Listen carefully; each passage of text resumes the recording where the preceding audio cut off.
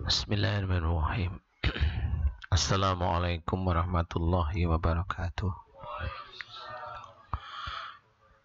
Alhamdulillahirabbil alamin. Assalatu wassalamu ala asrofil anbiya'i wal mursalin wa ala alihi wa ashabihi ajmain. Amma ba'du. Alhamdulillah, hari ini kita dipertemukan oleh Allah Ta'ala dalam suatu majelis. Mudah-mudahan di dalam majelis kita ini senantiasa Allah memberikan hidayah dan rahmatnya kepada kita sekalian. Amin amin ya rabbal alamin. Hari ini kita mencoba untuk mengusung tema yaitu menghormati orang lain, di mana dalam menghormati orang lain ini memang dianjurkan oleh Allah kepada seluruh, diserukan kepada kita umat Islam bahwasanya menghormat orang lain itu adalah suatu kewajiban, karena di situ ada dasar-dasar tawadhu, dasar-dasar rendah hati, dasar-dasar yang tidak merasa benar, dasar-dasar zuhud, dasar-dasar yang insya Allah itu akan bisa menjadikan kita baik nantinya di hadapan Allah. Amin. Menghormati orang lain kewajiban yang harus kita kerjakan. Salah satunya adalah menghormat kepada teman-teman kita. Bagi pasangan suami istri, paling tidak saling hormat antara suami dengan istrinya, antara istri juga bisa menghormat suaminya. Orang tua menghormat kepada anaknya bukan berarti ayat yang barusan dibaca itu adalah menjadikan kemenangan bagi orang tua kepada anaknya, juga tidak boleh. Ayat tersebut digunakan untuk si anak, ya, ayat tersebut digunakan untuk si anak agar dia bisa hormat kepada orang tuanya, dan bagi orang tua tidak boleh ayat tersebut dipergunakan untuk menjadikan kemurkaan bahkan kesombongan. Itu dilarang. Jadi hormat kepada siapapun ini senantiasa harus kita jalankan, karena itu termasuk bisa menjadi amal soleh kita.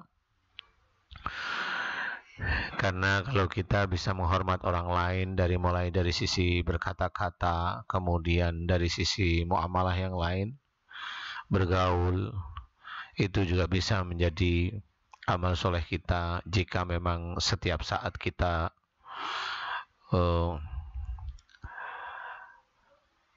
berniat bahwasanya bermuamalah atau termasuk yang menghormat kepada orang lain ini betul-betul niatnya hanya untuk mencari ridha Allah. Termasuk menghormat kepada kedua orang tua tadi, itu sangatlah penting, karena itu bisa menjadikan amal soleh yang sungguh besar dari Allah Ta'ala kepada seorang yang bisa mengamalkan ayat-ayat tersebut, insya Allah. Jadi banyak sekali cara menghormat kita kepada orang lain, dari mulai berkata-kata, lintalahum, lemah lembutlah kamu kepada mereka, itu juga penghormatan kita dalam berkata-kata, bertutur kata.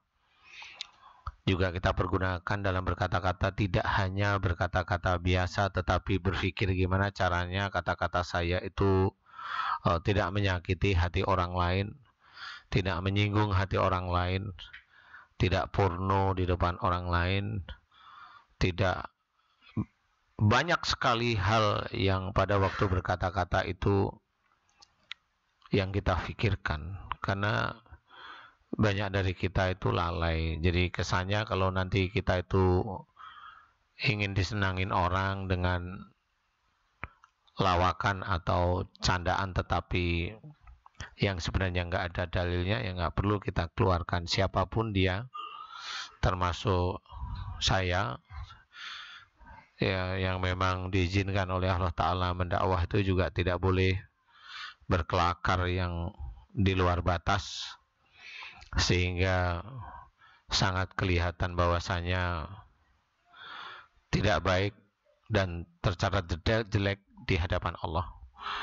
Jadi dari mulai berkata-kata kemudian bersikap, lintalahum walau kunta faddan kalidal kabilan fadu min halik. Jadi jika sikap kita keras dan hati kita kasar, maka mereka akan menjauh dari sekitar kita, sekeliling kita. Jadi memang itu dianjurkan oleh Allah Ta'ala, sehingga kita tidak perlu bersikap keras kepada siapapun. Kita tidak melihat dia agamanya apa, karena kita hanya melihat bahwa Allah menyuruh saya untuk menghormat pada orang lain, tidak bersikap keras dan tidak juga berhati kasar kepada orang lain. Jadi kalau kita sudah pada titik bahwa yang kita kerjakan itu hanya semata-mata karena Allah Ta'ala, itu akan terjadi, insya Allah akan terjadi bahwasanya senantiasa kita akan berpikir dalam hal bersikap itu tidak menyinggung hati orang di sekitar kita. Dan kemudian jika memang ada suatu kesalahan dari orang lain kepada kita, kita disuruh oleh Allah Ta'ala untuk memaafkan. Memaafkan itu sangatlah penting. Bukan berarti kita tersinggung dengan sikap orang tersebut. Enggak, ikutin aja perintah Allah. Kalau Allah menyuruh fa'fu anhum, ya ikutin aja. Maafkan mereka. Titik. Semata-mata karena Allah. Jadi bukan memaafkan mereka karena saya takut dengan dia. Saya maafkan dia karena dia atasan saya. Enggak bisa. Saya maafkan dia karena saya ada sesuatu. Dan itulah memaafkan yang tidak ada nilainya di hadapan Allah Ta'ala. Karena takutnya bukan kepada Allah, karena takutnya bukan taat pada Allah Ta'ala, tapi takutnya karena unsur duniawi. Entah harta, entah jabatan, entah hubungan darah, atau apapun, itu tetap dilarang oleh Allah Ta'ala. Karena takutnya kita hanya kepada Allah, bukan berarti kalau kita takut kepada Allah Ta'ala terus akhirnya dengan siapapun kita berani, bukan begitu. Terus akhirnya ngawur, ya toh? Nggak boleh juga. Maksudnya takut pada Allah Ta'ala, ya ikutin perintah Allah. Kalau kita disuruh maafkan mereka, ya maafkan karena Allah. Kalau memang kesalahannya hanya sepele, hanya mukul, ya udah dimaafin aja. Paling gimana sih rasanya dipukul? Paling gitu-gitu aja. Besok paling bengkak. Nanti hari insya Allah sembuh, udah selesai. Itu juga harus kita maafkan. Tapi kalau memang kita mau bales, boleh mukul sekali aja. Kalau dia sekali, boleh mukul sekali. Kalau dia mukul 3 kali, ya kita bolehlah 3 kali. Tapi kalau dia mukul 3 kali, kita mukul sekali, udah semaput, ya nggak usah 2 kali lagi ya. 2 kali lagi masuk kuburan nanti. Nggak usah. Jadi cukup membalas yang seperlunya aja. Tapi Allah menyukai bahwa jika kita itu tidak membalas dan bahkan kita sabar, semata-mata sabarnya kita itu karena Allah.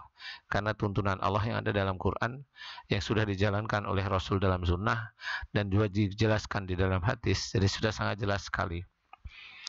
Nah, dalam menghormati orang ini sudah sangat jelas. Ada kita itu suruh memaafkan, kemudian ada disuruh kita mendoakan. Fa'fu anhum wastaghfir lahum. Doakan kesalahan mereka kepada Allah. Jadi meningkat dari hanya memaafkan, akhirnya sampai ke arah mendoakan. Memang sulit bagi kita sebagai manusia murni, manusia murni itu masih ada unsur nafsu, masih ada unsur marah, itu manusia murni. Kalau manusia nggak murni ada 2 kemungkinan. Yang pertama nggak murni karena memang sudah terafiliasi dengan Quran.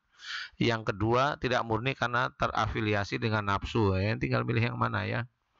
Kalau kita terafiliasi dengan Quran, insya Allah mudah-mudahan keselamatan atas kita, amin. Jadi sebenarnya Pada waktu kita itu disuruh oleh Allah Ta'ala untuk mendoakan orang lain itu sangatlah susah, sangatlah susah. Mulut kita itu terkunci. Kadang meminta maaf kepada orang lain, kita salah aja kita masih sombong, nggak mau. Padahal kita yang salah. Apalagi orang lain yang salah kepada kita, duh ini maunya tak gebuk aja ini. Itu biasanya ada pikiran kayak gitu, masih ada perasaan nggak terima. Tetapi kalau kita memang hanya kepada Allah, hanya tunduk pada perintah Allah, lepaskan semua nafsu yang ada di tubuh kita, dalam pikiran kita, dalam jiwa kita. Lepaskan semata-mata karena Allah Ta'ala. Jadi pada waktu kita mencoba mengamalkan wastaghfir lahum, kita betul-betul belajar mulut kita itu melantunkan kata-kata, ya Allah, aku mohon kepadamu, ampuni kesalahan dan dosa-dosa saudaraku yang dia sedang menyakiti diriku, ampuni kesalahannya, ampuni dosa-dosanya, berikanlah dia hidayah agar dia kembali ke jalanmu, amin. Cukup walaupun itu berat. Kenapa saya bisa nuntun doa itu sedemikian gampang? Ya karena memang saya lagi tidak ada masalah, ya kan, jadi gampang doanya. Kalau saya bermasalah ya nggak tahu juga ya. Tapi ya mudah-mudahan insya Allah gampang lah ya. Kita harus berkhusnudan seperti itu. Nah, pada waktu ini dengan orang lain kita memang disuruh untuk mendoakan. Ini apalagi dengan kedua orang tua kita, yang memang orang tua kita itu harus dihormati. Dimana kadang-kadang orang itu kalau ada orang tua di rumah kita itu kadang-kadang ada perasaan jengkel. Apalagi kalau sudah mulai kelihatan pikun itu anaknya kadang-kadang jengkel. Disuruh makan malah acak-acak nasi, itu kan jengkel biasanya anaknya ya. Nah inilah ujiannya. Sama seperti dulu kalau kita itu masih kecil disuruh makan sendiri sama orang tua kita, bukannya dimakan diacak-acak aja nasinya. Tapi orang tua kita itu ya alhamdulillah baik-baik. Kali ini baikin orang tua kita ya, insya Allah baik-baik. Kadang-kadang ada juga orang tua itu ngomelin kita ya. Nasi belinya pakai uang kamu acak-acak, ini ada biasanya. Tapi mudah-mudahan orang tua kita nggak seperti itu ya. Amin insya Allah. Jadi kita tetap mengingat zaman kita dulu waktu kecil gitu loh. Jangan sampai kita itu hari ini kita menghadapi orang tua kita yang memang betul-betul lagi dilupakan oleh Allah Ta'ala cara berpikirnya, sehingga kita lupa. Orang tua kita dijadikan oleh Allah Ta'ala kadang-kadang seperti anak kecil sehingga menjadikan kita lupa. Enggak apa-apa. Kalaupun itu ada dalam tangan kita, ada dalam lindungan kita, umpamanya orang tua kita, ya jadikan itu ladang amal. Hadapi keadaan orang tua seperti itu dengan lapang dada, dengan senyuman. Ingat itu ladang amal, ingat itu ladang amal. Jangan kita punya pikiran yang terlalu aneh terhadap orang tua kita. Ingat itu ladang amal, udah itu aja. Karena itulah yang nanti akan mengantarkan kita nanti di akhirat itu betul-betul bisa tahu bahwa amal soleh kita salah satunya adalah benar-benar membantu orang tua kita yang sudah pikun tersebut itu sampai meninggalnya itu betul-betul ada di tangan kita. Maksudnya tangan kita itu ada di dalam perbantuan kita. Ya itu disyukuri aja, nggak apa-apa. Nanti pada waktunya kalau Allah sudah merasa cukup ujian yang kita hadapi dengan orang tua, pasti orang tua kita dipanggil. Itu sudah nggak apa-apa, biarin aja. Itu hanya Allah Ta'ala. Jangan orang tua mau dipanggil nggak boleh, nggak mau, nggak boleh. Itu ada juga sih anaknya seperti kayak gitu. Nah susah kalau sudah memberitahu anaknya seperti itu, maunya orang tuanya sembuh, maunya orang tuanya sehat lagi. Kan bingung, umur 80 maunya sehat. Kan bingung juga ya. Jadi harus ngertiin bahwa manusia itu seperti itu. Dari mulai bayi lahir nggak tahu apa-apa, kemudian dia bisa berjalan, bisa bicara, bisa punya ilmu, kemudian mempunyai akidah, kemudian menikah, kemudian cari rizki, kemudian uzur, dia punya cucu, kemudian dia linglung, kemudian dia meninggal. Itu sudah ritme manusia. Cuma bagaimana caranya istilahnya kita atau orang tua kita itu meninggalnya itu bukan karena kesalahan kita, itulah yang harus kita cari caranya. Karena kebanyakan itu biasanya orang itu selalu berpasrah ya, khususnya yang muslim berpasrah bahwa orang meninggal itu memang dikehendaki oleh Allah Ta'ala. Iya memang semuanya diizinkan. Izin, jadi bukan dikehendaki, diizinkan. Jadi ada perampok, preman, itu dia berhasil, itu diizinkan, bukan dikehendaki. Diizinkan itu ya silahkan dikerjakan. Tapi nanti dia di akhirat yang akan menuai. Nah sama, orang mati itu juga sama, diizinkan ada, Allah ridho ada. Jadi sama seperti itu. Nah yang Allah ridho itu gimana? Ya dia dalam sehari-harinya dia melakukan amal soleh di mana dia menjalankannya itu betul-betul untuk mencari ridho Allah. Nah orang-orang seperti ini nanti meninggalnya itu betul-betul Allah ridho. Sehari-harinya dia pergunakan untuk menyempurnakan amal solehnya. Kemudian dia juga syiar, dia juga jihad menurut ajaran Islam yang benar, jadi bukan jihad yang salah. Orang-orang itu biasanya nanti dia akan, biasanya saya tahu dipanjangkan umurnya, biasanya insya Allah seperti itu. Sama seperti apa yang ada dalam Quran, bahwa seseorang yang senantiasa sering memohon ampunan kepada Allah Ta'ala akan dipanjangkan umurnya. Itu sudah tercatat dalam Quran.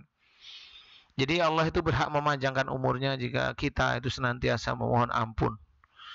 Itu haknya Allah Ta'ala, sehingga kita bisa menjalankan kehidupan kita lebih manfaat. Amin. Insyaallah seperti itu. Jadi kenapa memang mohon ampun itu harus kita lantunkan? Ya karena memang kita bisa menjadikan amal soleh demi amal soleh di kehidupan kita itu benar-benar tercatat rapi oleh Allah Ta'ala. Insyaallah ya, amin. Nah, disinilah harus kita ketahui bahwasanya menghormati orang lain itu sangatlah perlu. Jadi kita tidak bisa berdiam diri hanya di kamar untuk membiarkan kita belajar agama dengan hebat. Kita tidak bersosialisasi dengan orang sekitar kita, itu juga tidak boleh, nggak bisa. Karena pengamalan ayat-ayat Quran, pengamalan dari sunnah Rasul, pengamalan dari hadis itu juga harus bertemu dengan orang lain. Nggak bisa kita sendiri. Sendiri ya nggak bisa, bisanya cuma sholat, ya kan. Mau makan aja kita bertemu sama orang lain, betul nggak ya? Mau makan, oh saya masak sendiri, ya, terus kamu beli apa? Kamu nanam padi sendiri kan gitu? Ya beli berasnya. Nah, itu kan berhubungan dengan orang lain juga. Jadi kita nggak bisa hidup sendiri, nggak bisa sudah. Nah inilah yang harus kita ketahui. Inilah yang harus kita kerjakan di bulan Ramadan ini. Itulah yang harus kita kejar. Dan yang jelas, jangan kita berharap di bulan Ramadan ini mendapatkan rahmat yang sungguh amat besar, di mana senantiasa kita mencoba menjalankan amal-amal soleh, baik dari sisi sholatnya, baca Qur'annya, melengkapi perbuatan-perbuatan kita itu hanya di bulan Ramadan. Tidak.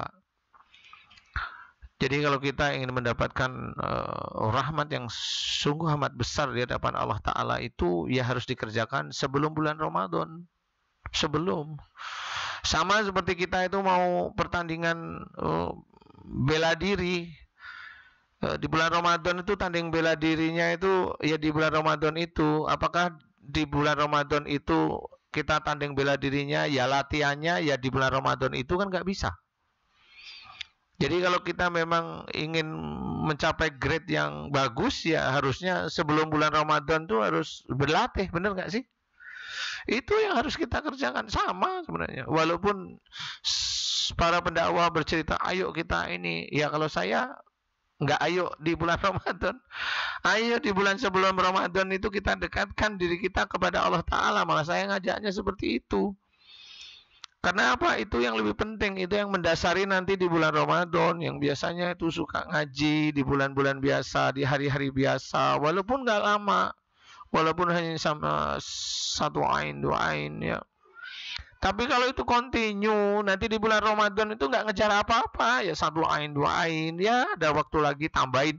Itu normal aja dan itu bisa menjadi catatan baik di hadapan Allah Ta'ala. Sehingga itu Allah tidak merasa tertipu bahwasanya kita itu memang sudah terbiasa kita baca Quran. Kita sudah terbiasa memang sedekah. Kalau memang sedekah itu hanya di bulan Ramadan aja, enggak, sedekah itu ya di luar bulan Ramadan. Sama itu. Jadi kalau memang kita mau tanding di bulan Ramadan, ya latihannya ya sebelum bulan Ramadan. Berarti sedekah itu juga sebelum bulan Ramadan. Jadi kalau mengibarkan semangat bahwasanya di bulan Ramadan itu banyak rahmat besar, banyak hidayah, banyak ampunan dari Allah Ta'ala. Iya, saya tahu.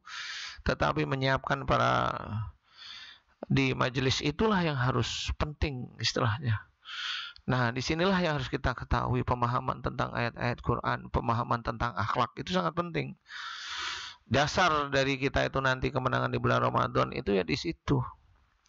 Jadi tidak beramai-ramai. Umpamanya kita mau khatam Quran. Kalau kita itu yang normal biasanya baca Quran ya. Biasanya kalau kita itu baca sebenarnya kalau kita mau biasa aja, enggak kenceng-kenceng amat, biasa aja. Sebenarnya khatam Quran itu sebulan itu bisa 2 kali 3 kali loh kalau biasa itu. Ya kan? Kita udah hafal sebenarnya. Maksudnya udah hafal, tahu kalau saya bacanya normal aja sebulan tuh bisa 2 kali khatam, bisa 3 kali khatam.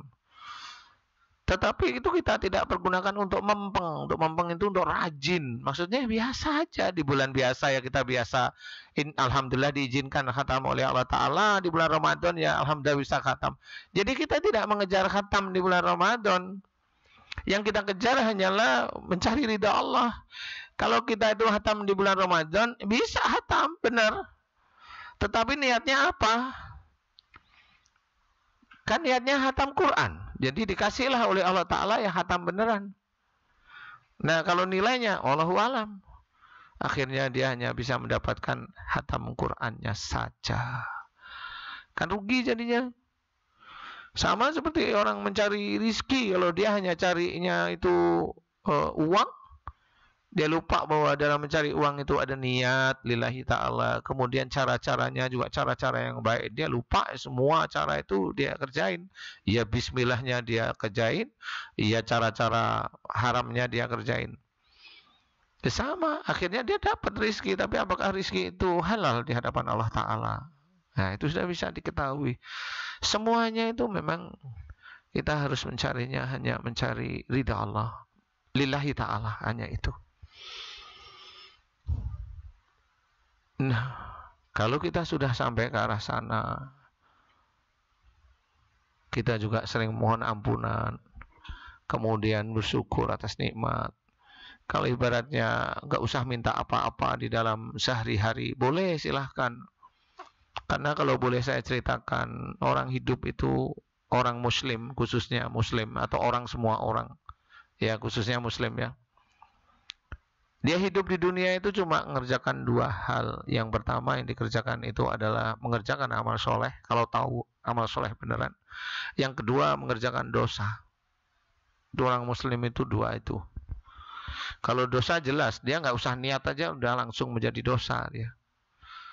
Jadi nggak usah bilang Bismillahirrahmanirrahim ngelakuin maksiat. Nah ya kan lucu jadinya. Jadi dia sudah ngelakuin maksiat itu sudah dianggap dosa. Nah, cuma kalau melakukan perbuatan baik itu harus ada niat. Sholat itu nggak cuma nih duhur atau sholat gitu. Enggak ya, niat. Memang saya sholat duhur 4 rakaat lillahi ta'ala. Walaupun dalam hati nggak disebutin, silakan. Tetapi benar lillahi ta'ala. Itu harus, karena kalau nggak ada niat ya memang nggak diterima itu sebagai amal soleh. Tidak ada pahalanya sama sekali. Nah, itulah yang harus kita ketahui bahwasanya amal soleh itu tetap terbagi, yaitu amal soleh yang benar-benar niat lillahi ta'ala untuk mencari ridho, itu akan tercatat menjadi amal soleh. Kemudian kalau dosa, ya sudah, apa aja yang dia kerjakan dia buruk, itu akan menjadi dosa baginya.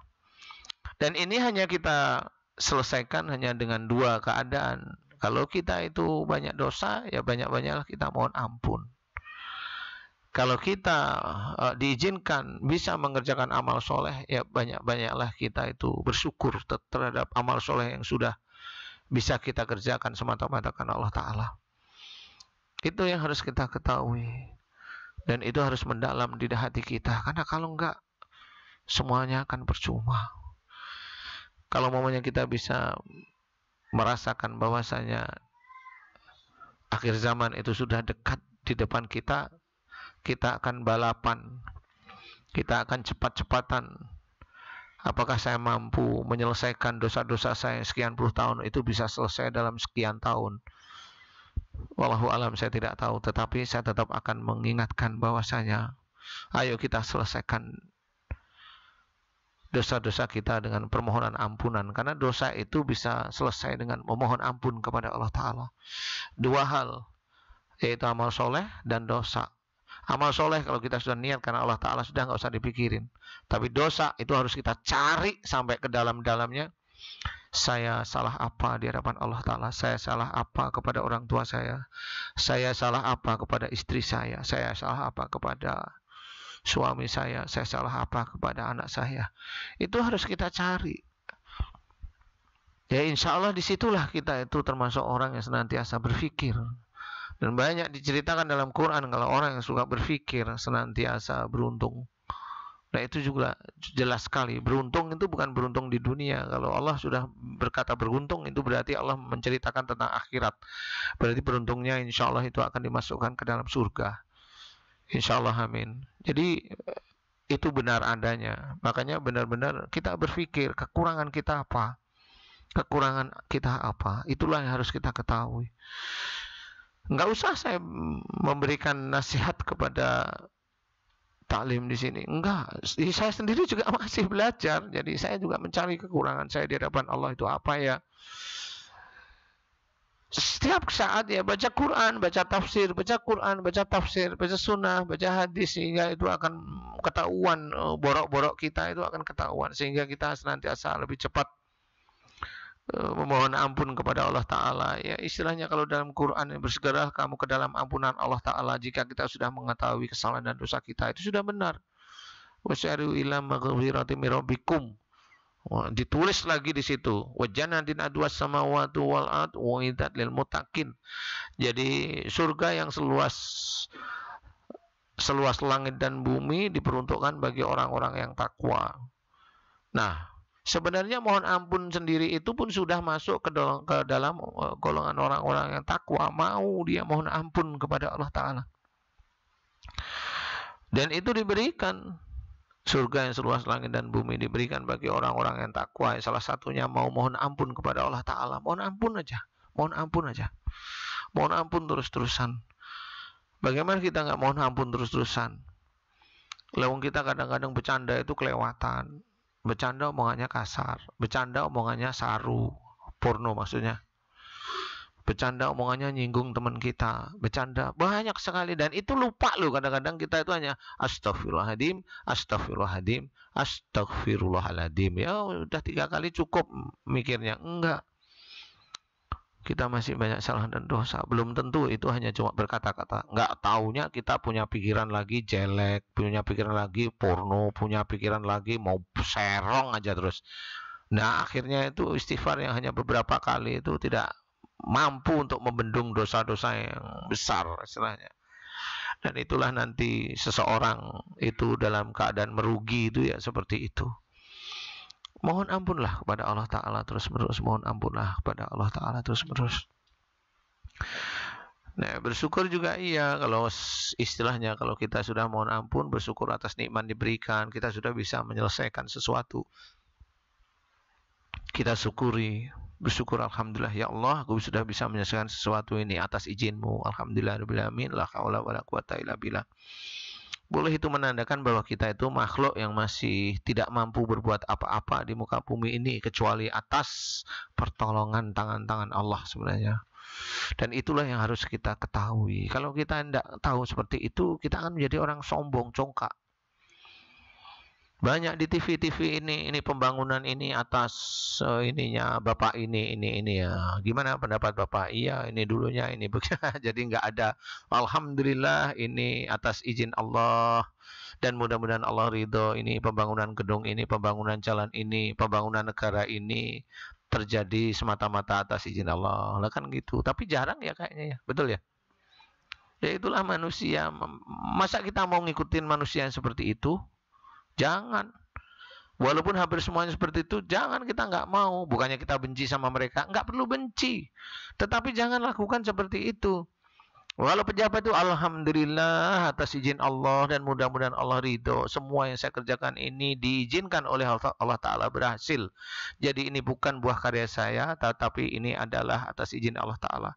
Saya hanya membantu, saya hanya sebagai perantara saja. Kok ya jarang yang seperti itu ya? Nah, itu juga harus seperti itu. Oh, kemenangan ini politik nih, nyerempet nih. Kemenangan ini disebabkan karena bapak ini, karena bapak ini kolaborasi dengan politik ini atau politikus ini. Itu saya itu dari dulu dengerin sampai sekarang tuh Allahnya kemana ya? Saya juga bingung. Nah, disitulah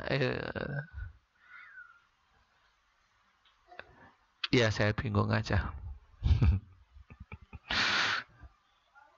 Tapi ya saya tetap pura-pura gak bingung ya. Intinya adalah sangat susah orang itu mulutnya itu untuk ini. Tetapi pada waktu dia ada di kamera bisanya jaim.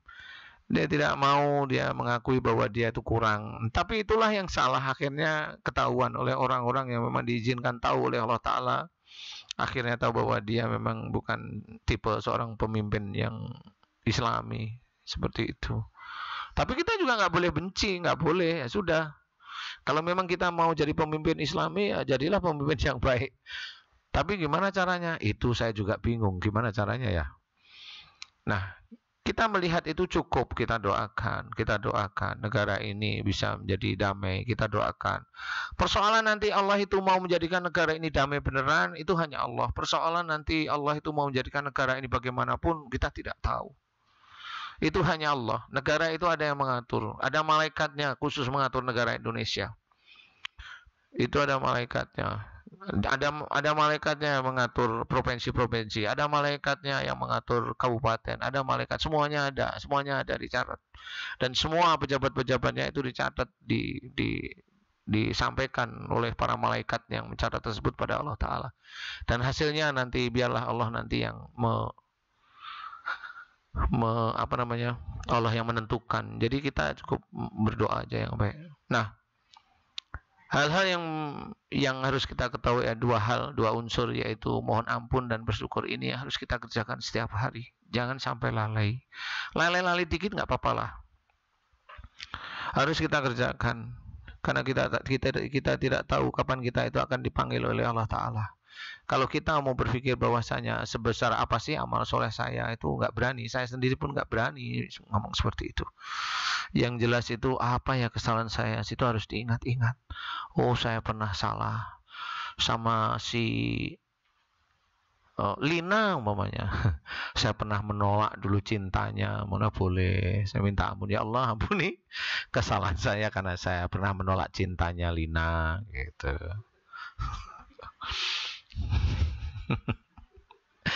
Boleh.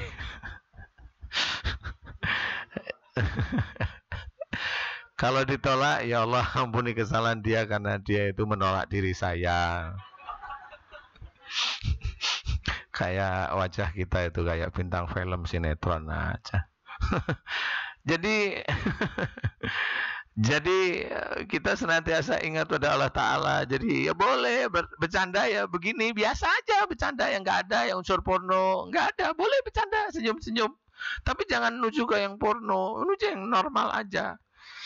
Jadi insya Allah itu masih diperbolehkan, sama seperti candaan Rasulullah kepada istri-istrinya gitu. Jadi nggak ada yang porno istilahnya, ya boleh sebenarnya, silahkan. Tapi kita sendiri manusia lupa kadang-kadang bercanda itu porno ya.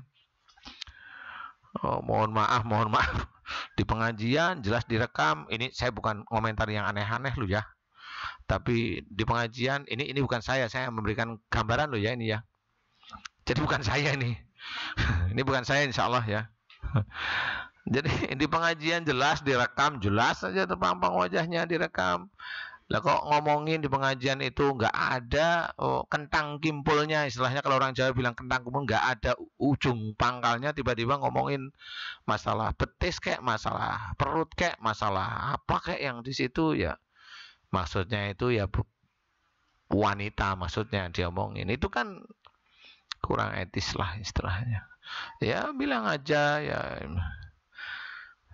yang kelihatan bagus, maksudnya kelihatan bagus itu ya tidak, orang lain mendengar itu tidak berpikir bahwa itu porno. Tapi itu jamaahnya ketawa, hampir semuanya ketawa semua ya. Jadi kayaknya jamaahnya seneng yang porno-porno kayaknya ya. Ya, kalau saya malu, Jadi ini cerita harusnya nggak seperti itu. Nah kalau saya malu, saya mohon juga para jamaah juga pemirsa YouTube yang saat ini sedang mendengarkan, ya kita belajar di bulan Ramadan ini, belajar untuk bulan berikutnya belajar. Bagaimana kita menata diri kita? Kalau memang istilahnya Allah itu juga berfirman dalam salah satu ayatnya, dan sebenarnya beberapa ayat itu menceritakan sangat sedikitlah umatku yang pandai bersyukur. Sebenarnya kalau Allah menceritakan sangat sedikit umatku yang pandai bersyukur itu, ini saya ceritakan insya Allah, itu menafsirkan bahwasanya Allah itu mau cerita sebenarnya dari sisi bersyukur itu umatku itu sedikit yang mengetahuinya dan pandai dia bersyukur. Nah, yang sedikit dibicarakan oleh Allah Ta'ala dan pandai bersyukur itu, itulah insya Allah yang akan menghuni surga. Itu jarang orang mengetahui bahwasanya itu memang tafsirnya punya begitu, tapi orang bacanya biasa aja menurutnya. Sedikit orang pandai bersyukur, emang tahu artinya sedikit di hadapan Allah. Sedikit itu yang sedikit yang masuk surga. Kenapa kebanyakan orang-orang lalai dalam bersyukur? Kita berangkat dari sana basmalah sampai tempatnya kita lupa hamdalah. Kan gitu ya, padahal dalam perjalanan kita dilindungi oleh Allah Ta'ala. Ya. Kemudian kadang-kadang orang dalam pengajian, ini orang bukan kita loh ya, orang-orang lain yang pengajian dia mendengarkan, ada yang bagus ini, lupa dia bahwa itu harus disyukuri. Di pengajian loh. Yang diceritakan adalah firman-firman Allah, yang diceritakan adalah sunnah Rasul, yang diceritakan hadis-hadis yang baik, yang sahih maksudnya. Itu selesai nggak disyukuri. Yang diinget-inget ketawa, lucu loh ustadznya itu yang gitulah, kan bingung dia. Jadi siapapun orang yang memang dia hobinya pengajian tapi tidak mensyukuri nikmat yang diberikan oleh Allah Ta'ala, bahwasanya telinganya itu sebenarnya mendengarkan ayat-ayat Allah yang baik, lebih baik daripada bercandaan yang tidak karu-karuan, itu harus disyukuri. Kalau memang beliau itu mendengarkan, umpamanya di dalam majelis itu ada orang-orang yang mendengarkan, wah ini ustadznya agak-agak saru sedikit, istighfar, didoakan agar beliau itu diampuni dosanya oleh Allah Ta'ala. Ini orang ini ngerti loh. Orang yang berani walaupun gak usah teriak, orang ini cukup terpilih di hadapan Allah Ta'ala. Gak perlu harus menonjol di antara. Enggak, dia diam. Astagfirullahaladzim, ya Allah ampuni beliau, ya Allah. Beliau sebenarnya baik tapi kali beliau lupa. Ampuni dia ya Allah. Berikan beliau hidayah ya Allah. Amin. Itu orang seperti itu yang terpilih, insya Allah. Dan itu sangat jarang biasanya, sangat jarang sekali. Nah ini saya berikan agar memahami bahwasanya bersyukur, mohon ampun untuk kita, dimohonkan dosa kesalahan saudara-saudara kita yang lain, tanpa orang yang kita doakan itu mengetahui, itu pahalanya sangat besar. Tidak perlu kita utarakan. Insya Allah itu benar sekali, itu hadisnya sudah sahih. Jadi ya lihat kesalahannya, istighfar, mohonkan ampunan agar diberi hidayah, diselamatkan dunia akhirat, ya itu sudah cukup. Nah ini sulit menemui orang yang seperti itu zaman sekarang, itu sulit. Kalau nggak cocok langsung nggak suka, nggak mau datengin pengajian lagi ke ustadznya, lah kan repot jadinya, salah semua. Padahal nggak boleh seperti itu. Ilmu itu dari siapa aja boleh. Yang penting itu aplikasi dari ilmu yang kita tangkap dari siapapun orangnya, mau dia anak kecil, mau dia mohon maaf orang biasa, dia itu pejabat, dia itu pendakwah, semua ilmu itu bisa. Itu untuk mengingatkan kita aja pada Allah Ta'ala. Nah inilah kalau memang kita memang mau benar-benar serius untuk menekuni beberapa hal yang harus kita kerjakan. Walaupun ini kelihatannya sepele, tetapi kalau ini kita kerjakan, Allah amat sangat menyukai. Hal yang kecil tapi dilakukan terus-menerus, Allah amat menyukai. Insya Allah. Nah inilah yang harus kita ketahui. Jangan kita hanya melakukan perbuatan besar, tetapi bisa menjadikan kita ujub, riya, bahkan sombong. Di situ akan menjadikan hilangnya amal solehnya. Ya sudah diceritakan banyak tentang orang-orang yang yang merugi. Orang-orang yang merugi itu banyak sekali. Salah satunya yang sering kita dengarkan dalam surat Al-Ma'un. Fawailul musyallin alladzina hum sholatihim sahun alladzina hum yura'un. Jadi rugilah orang-orang yang istilahnya celaka lah, orang-orang yang sholat di mana dia lalai dalam sholatnya, enggak khusyuk, kemudian hanya untuk kesombongan. Yang biasanya sholatnya itu ya biasa-biasa aja, tahu dia itu disuruh sebagai imam, mohon maaf nih ya, bacaannya dibagus-bagusin, tapi itu sudah, ya itulah riya. Nah itu sudah tidak masuk. Nah akhirnya ya masuk, itu riya, tidak boleh. Jadi kalau riya itu tidak dimohonkan ampunan kepada Allah Ta'ala, selesai kita, riya itu akan terus mengakar, membakar amal soleh kita yang lain. Na'udzubillah. Itu yang harus kita ketahui, bahwa ayat Quran itu peringatan bagi kita. Ya, jadi benar-benar kalau kita bisa menjalankan, insya Allah apa yang kita inginkan yaitu surga, insya Allah nanti akan diberikan oleh Allah Ta'ala. Amin. Tapi kalau kita lalai, ya sudah, selesailah kita. Makanya benar dalam hadis ceritakan, dekatlah dengan orang-orang soleh, itu sudah benar, nggak salah. Ya, tapi orang soleh yang memang benar-benar soleh di hadapan Allah Ta'ala, kelihatan sehari-harinya, tutur katanya, penelaahannya, semuanya bisa kita lihat. Nah itu harus kita saring, sehingga jangan sampai kita itu membabi buta memilih pemimpin sehingga hanya dia di dalam hatiku, padahal ya salah aja seringnya lah, itu ya dosa nanti kita lama-lama. Kita bisa masuk ke dalam banyak sekali surat bahwasanya nanti kita itu, bukan kita, nanti banyak orang yang masuk neraka itu dia juga bilang bahwa dia pemimpin kami, ya Allah azablah dia berkali-kali lipat dari saya. Itu ada orang ngomong yang di neraka itu ada, ya karena dia melakukan hal yang salah kepada umatnya. Jadi pemimpin yang salah kepada rakyatnya, ya sama, rakyatnya ikut gayanya pemimpinnya, ya sudah sama. Makanya kalau kita itu, kalau memang ada sesuatu yang tidak sesuai dari Quran, dari sunnah, dari hadis yang sahih, ya sudah diam aja, karena kita bukan apa-apa, pemimpin bukan, pejabat bukan, rakyat iya. Ya, jadi kita biasa aja, kita doakan aja. Nah, jelas mudah-mudahan ini bisa meningkatkan iman kita, mengetahui sehingga hati kita lebih tunduk kepada Allah Ta'ala. Bahwasanya yang kita kerjakan sehari-hari ini dan berhasil itu semata-mata atas izin Allah Ta'ala semata. Amin. Jadi betul-betul harus kita ingat, kita bisa datang ke sini, kita bisa mendengarkan ini atas izin Allah. Jadi jangan kita itu mentang-mentang begini, enggak bisa. Semua atas izin Allah. Saya bisa duduk di sini memberikan ceramah kepada jamaah yang ada di sini, itu juga atas izin Allah Ta'ala. Atas izin Allah Ta'ala gimana? Iya, atas izin Allah sehingga saya bisa. Alhamdulillah dari tadi ini agak lancar-lancar aja. Agak lancar loh ya. Sebenarnya saya belum tidur dari kemarin. Ini saya sudah setengah hang nih. Nah, jadi hang. Jadi saya mau merangkai kata itu harus diam dulu begini, baru saya rangkai satu-satu biar kata saya itu tidak selebor ke sana kemari. Ya memang sulit. Tidak tidur dari kemarin itu kan bingung juga ya. Ya nggak perlu disesali ya, nggak perlu. Oh, sampai mau sahur tadi ya, oh alhamdulillah memang kali Allah itu mengizinkan saya tidak tidur, udah selesai. Paling nanti ngantuk, iya nggak apa-apa, terima aja. Kan gitu aja. Jadi kita nggak ada protes sama Allah Ta'ala. Ngantuk, terima. Lillahi ta'ala, diterima. Ya Allah, saya ngantuk sekali. Mudah-mudahan ngantukku ini bisa menjadikan amal solehku. Amin. Gitu. Bukan begini loh. Mohon maaf nih ya. Ini orang yang salah nih. Asem ngantuk ini. Nggak boleh ya.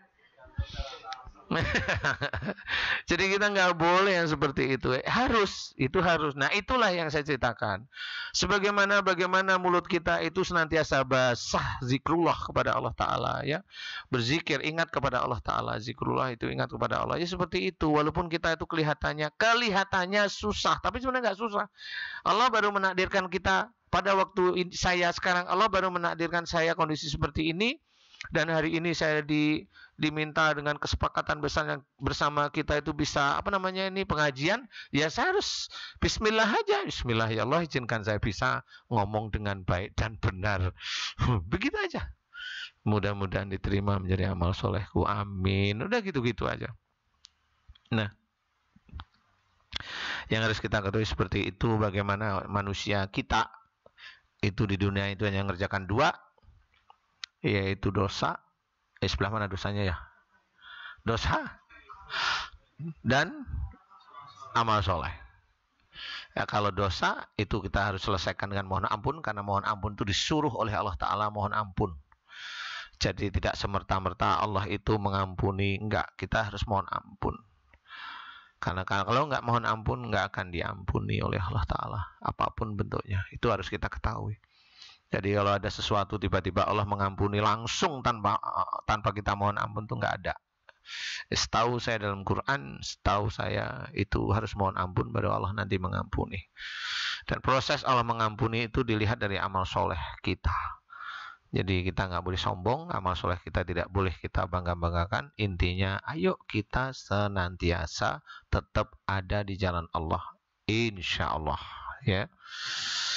Alhamdulillah, segmen berikutnya adalah tanya jawab. Siapa yang mau bertanya, mudah-mudahan Allah mengizinkan saya masih melek. Oh, ada yang online ya, silakan. Siapa yang online? Mana? Oh, ada pertanyaan, silakan dibaca.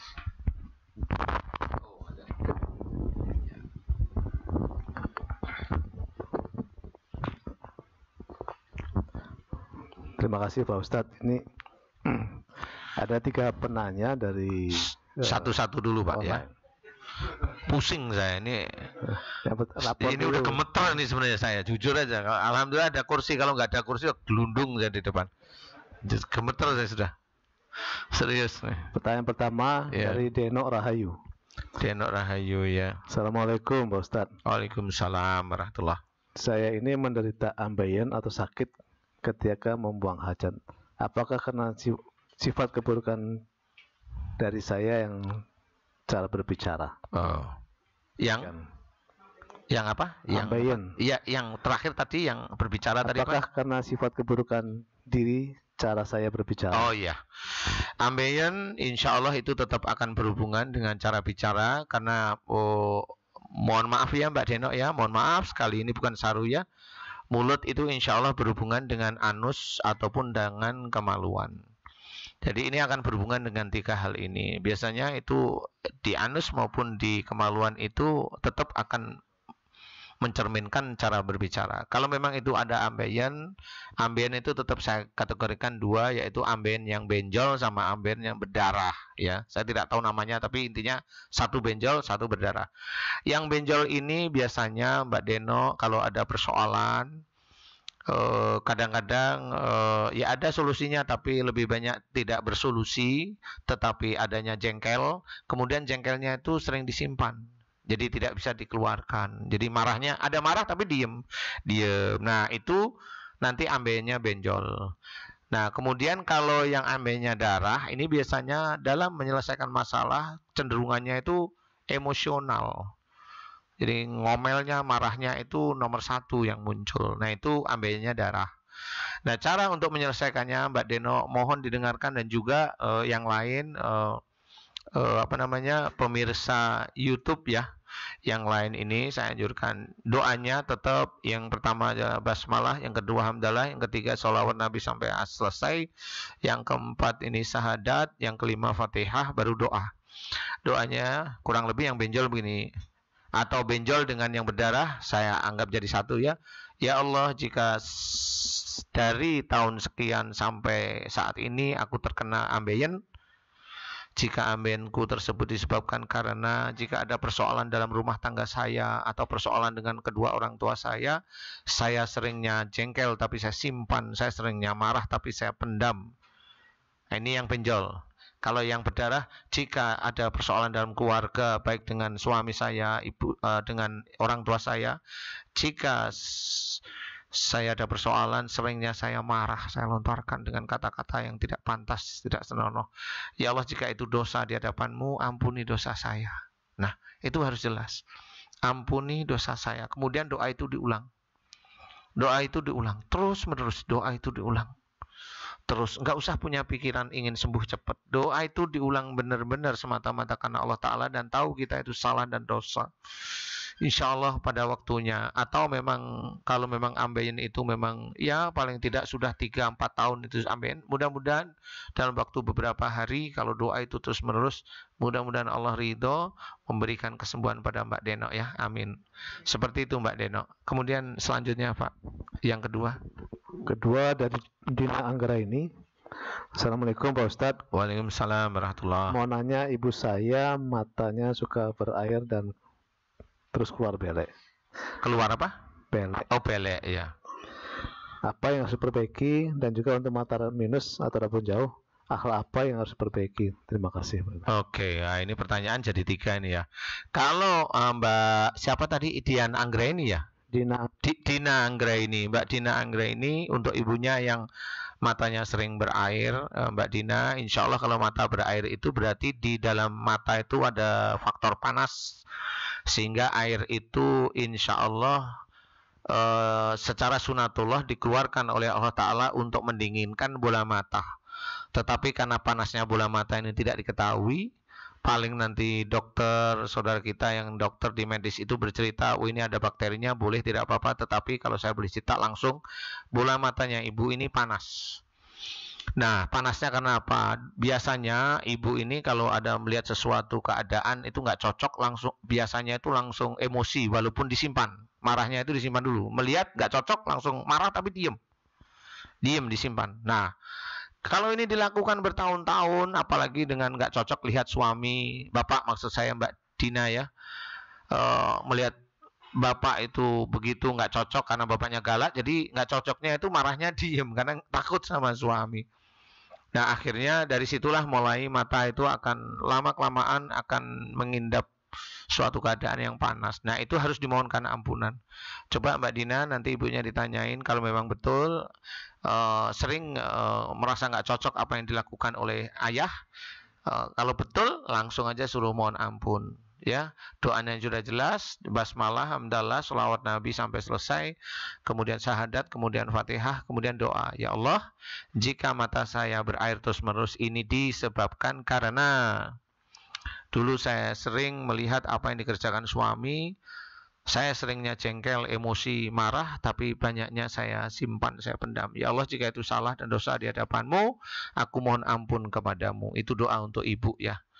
Insya Allah kalau itu dikerjakan terus menerus, mudah-mudahan dalam beberapa hari matanya insya Allah dingin, insya Allah ya, amin.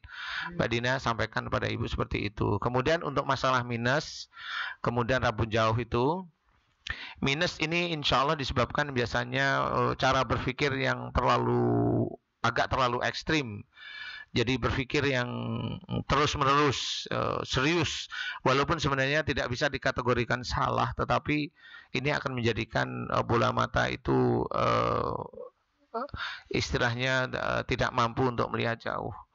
Mbak Dian Anggra ini Itu insya Allah bisa diselesaikan dengan, kalau ada persoalan cobalah berpikir dengan rileks ya, rileks. Tetapi ada tetapinya, mohon maaf ya. Kalau Mbak Dina Anggraini ini minusnya itu di umur di atas 17 tahun umpamanya, di atas itu baru minus, insya Allah sembuhnya akan lebih cepat daripada Mbak Dina Anggraini minusnya dari sejak kecil. Jadi sejak SD umpamanya itu sulit. Karena kalau dari sejak SD itu berarti dari genetika dari orang tua yang cara berpikirnya itu serius. Begitu. Jadi itu agak sulit sebenarnya. Tapi kalau di atas 17 tahun baru minus, insya Allah itu akan lebih mudah berubah. Sifatnya itu lebih rileks, lebih santai, walaupun dipikirkan serius tapi lebih santai. Kemudian mohon ampun kepada Allah Ta'ala, ya Allah jika mata minusku ini karena saya berpikir terlalu serius, jika itu salah di hadapanmu, ampuni dosa-dosaku ya Allah. Nah ini doain terus menerus, insya Allah itu akan cepat sembuhnya jika minusnya di atas umur 17 tahun. Tapi kalau di bawah sebelum akil balik ya mohon maaf itu akan agak sulit, karena itu harus mendoakan sifat-sifat ayah dan ibunya. Insya Allah seperti itu. Mudah-mudahan bisa menjadi manfaat bagi Mbak Dina. Amin. Ada lagi barangkali? Masih, yang ketiga. Ketiga dari Pak Sahrul Aini. Sahrul Aini. Sahrul Aini. Laki apa perempuan itu? Sahrul laki, Aini biasanya wanita. Laki, Aini wanita. Tapi namanya dua, Sahrul Aini. Oh, Sahrul Aini. Pak Ustadz, saya sudah setahun menikah tapi belum dikaruniai keturunan. Amalan apa yang harus saya kerjakan? Terima kasih. Wah, ini. Jadi, ini yang sulit ya. Saya menjawab bukan sulit menjawabnya. Karena datanya masih kurang menurut saya. Jadi, bukan amalannya apa, tetapi begini. Mas Sahrul ya. Mas Sahrul sama Mbak Aini ya kayaknya ya. Ini harusnya cek dulu ke dokter. Ini pertanyaan ini jawabnya panjang nih. Cek dulu ke dokter kesalahannya di mana, di sperma atau di daerah kandungannya istri. Kalau memang kedua-duanya normal ya, kedua-duanya normal, saya hanya menitipkan untuk Mas Zahrul itu bahwasanya ada di antara Mas Zahrul dengan istri ini ada yang masih menyimpan jengkel atau emosi kepada salah satu orang tua atau mertua. Hanya itu aja. Kalau sudah tahu, kalau insya Allah benar saya yang masih jengkel sama mertua, mamanya itu benar-benar minta maaf kepada beliau, kemudian baiki beliau, kemudian kumpul suami istri dengan baik di hadapan Allah. Mudah-mudahan Allah memberikan cepat momongan. Insya Allah seperti itu. Tetapi kalau memang spermanya ada yang tidak beres, nah ini yang harus diselesaikan secara tuntas.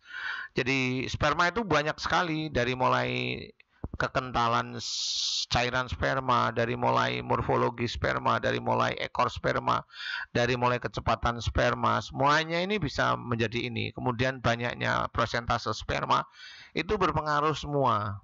Nah ini saya butuh data apa yang kurang setelah masuk lab dokter. Kemudian dari istri Mas Zahrul itu juga bagaimana keadaan kandungannya, itu saya harus mengetahui apakah ada kiste atau apakah ada tumor, ataukah ada bakteri di rahim, ataukah umpamanya itu banyak sekali nanti. Jadi itu butuh data saya Mas Zahrul, saya butuh data karena nggak bisa saya cerita secara komplit. Tapi intinya adalah coba tes, mudah-mudahan di dalam pengajian atau di YouTube Mas Zahrul bisa bertanya. Mudah-mudahan saya bisa menjawab. Mudah-mudahan itu bisa menjadikan Allah mengizinkan dan ridho Mas Zahrul dan istri itu mendapatkan momongan. Amin. Alhamdulillah. Ada lagi barangkali?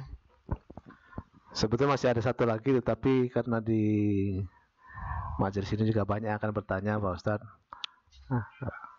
Kita alihkan ke majelis saja. Jamaah dulu Pak. Oh ya.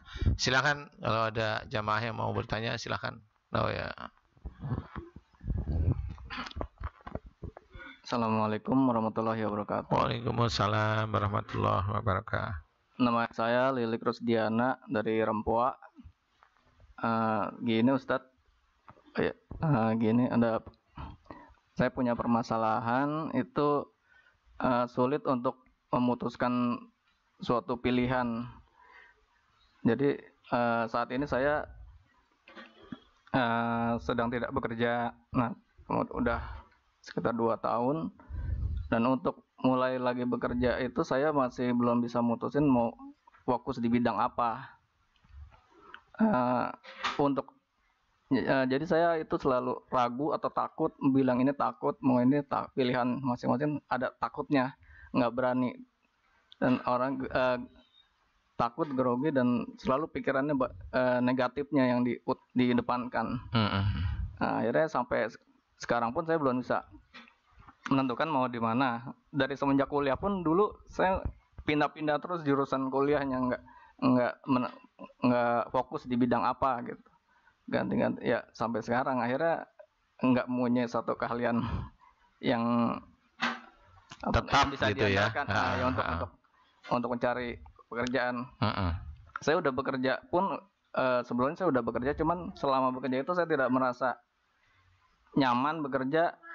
Yang ada pikirannya malah di bidang lain yang selain saya bekerja itu. Nah, makanya setelah sekarang saya keluar pun ternyata belum menemukan juga gitu. Yeah. Ini penyakit langka ini, menurut kata psikolog ini penyakit langka ini. Ini namanya bahasa Romawinya, penyakitnya namanya pelin-pelan. Iya. Iya, iya.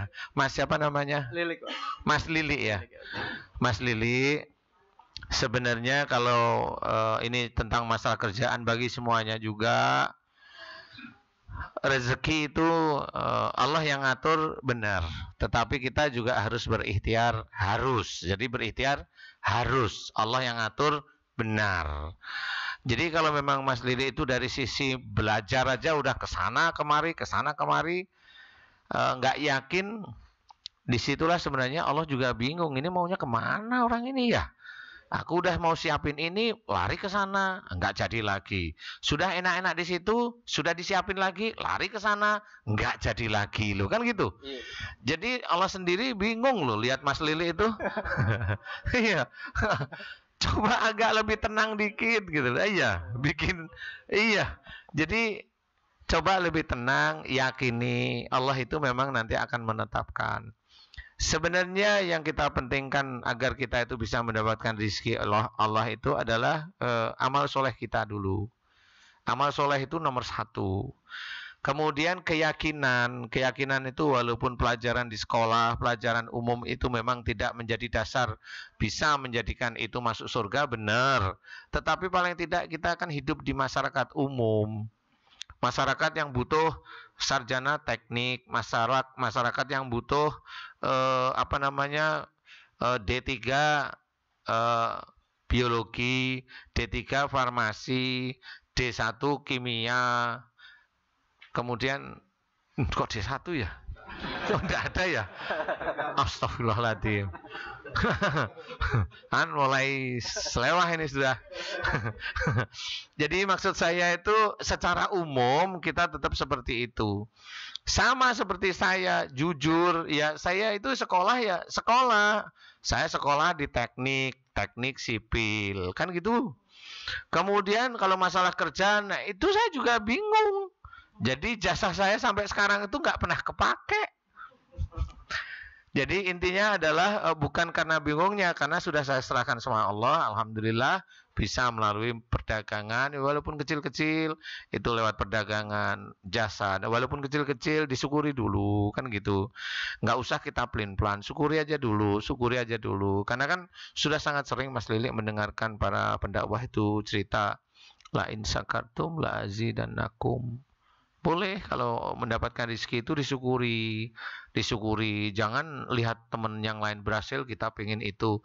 Belum tentu. Saya melihat Pak Jokowi itu berhasil, saya pengen jadi presiden itu berhasil, ya nggak bisa. Nggak bisa seperti itu. Maksud saya itu bukan bidangnya gitu loh. Saya ingin melihat orang itu berhasil, saya harus ini, nggak bisa.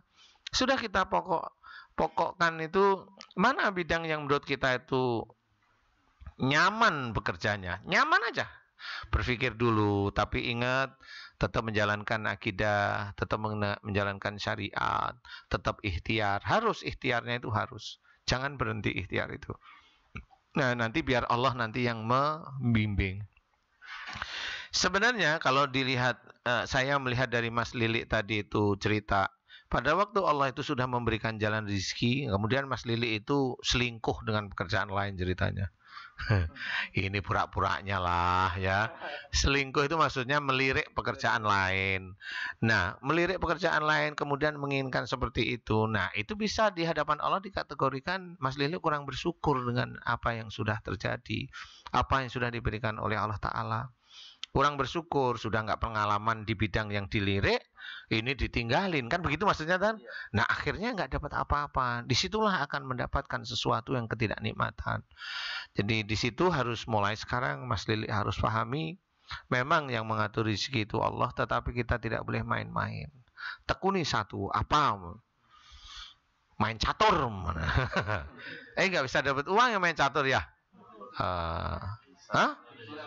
Wah ya kalau jadi juara lah. Kalau baru mulai juaranya kapan? Baru mulai belajar ya. Maksudnya yang Mas Lili bisa apa?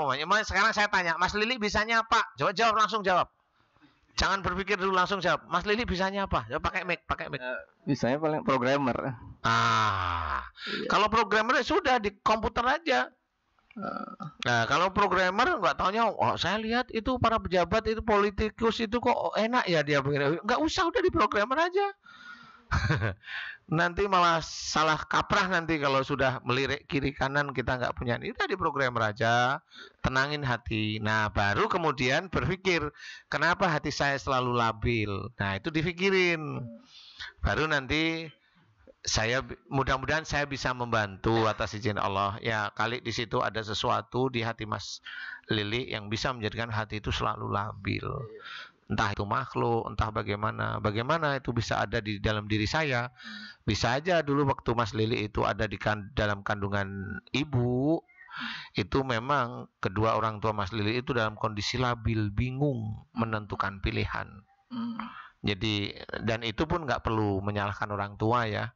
Ini ya sudah takdir, sudah, tapi harus diselesaikan. Nah, untuk menyelesaikan makhluk yang bikin labil, doalah kepada Allah Ta'ala. Ya Allah, jika di dalam tubuhku ini ada makhluk yang memang masuk dikarenakan kesalahan dan dosa-dosa ibuku dan ayahku yang menjadikan diriku labil, ya Allah, kumohon ampuni kesalahan dan dosa ibuku dan ayahku.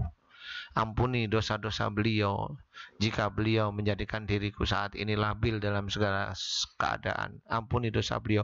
Itu aja diulang-ulang. Nah, mudah-mudahan kalau memang nanti pada waktu berdoa itu jantung itu berdegup dek dek dek dek dek dek dek dek terus. Nah, insya Allah itu sudah benar, doa itu diulang terus. Yang penting nggak dek dek dek terus semaput. Nah, ya kan. Mudah-mudahan aja, amin gitu loh Mas. Amin ya, harus gitu. Itu kan sambil